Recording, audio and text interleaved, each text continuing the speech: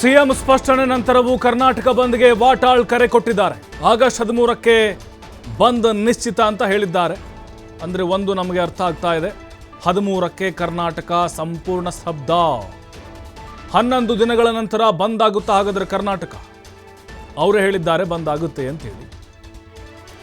ಈಗ ಮುಖ್ಯಮಂತ್ರಿ D K Shivakumar ಅವರು ಸ್ಪಷ್ಟನೆ ಕೊಟ್ಟರೂ ಕೂಡ ಬಂದ್ ಮಾಡೋದು ಬೇಡ, ಅದರಿಂದ ಪ್ರಯೋಜನ ಇಲ್ಲ, ಮನವಿ ಮಾಡ್ಕೊಳ್ತೀನಿ ಅಂತ ಅವರು ಹೇಳಿದರು.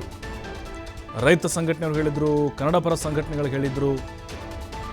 ಈಗ ವಾಟಾಳ್ ನಾಗರಾಜ್ ಅವರು ಮತ್ತೊಮ್ಮೆ ಸ್ಪಷ್ಟ, ಯಾವುದೇ ಕಾರಣಕ್ಕೂ ಹಿಂದೆ ಸರಿಯಲ್ಲ, ಬಂದ್ ಮಾಡೇ ಮಾಡ್ತೀವಿ ಅಂತ.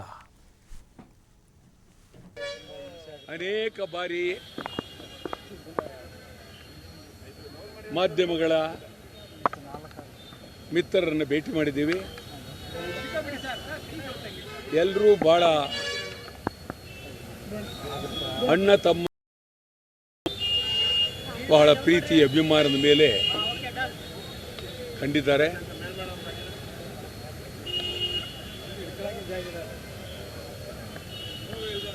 ರಾಜ್ಯದಲ್ಲಿ ನಿಜವಾಗಲೂ ನೋವಾಗುತ್ತೆ.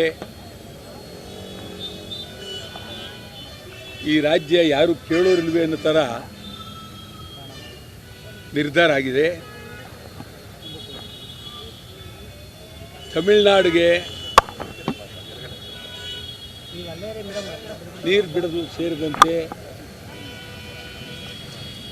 ಅನೇಕ ಬೇಡಿಕೆಗಳು ನಾವು ಮಂಡಿಸಿ 13ನೇ ತಾರೀಕು ಬೆಳಗ್ಗೆ 6ರಿಂದ ಸಂಜೆ 6ರವರೆಗೆ ಅಖಂಡ ಕರ್ನಾಟಕ ಬಂದ್. ಅಖಂಡ ಕರ್ನಾಟಕ ಬಂದ್ಗೆ ಇಡೀ ರಾಜ್ಯಾದ್ಯಂತ ಅನೇಕ ಬಾರಿ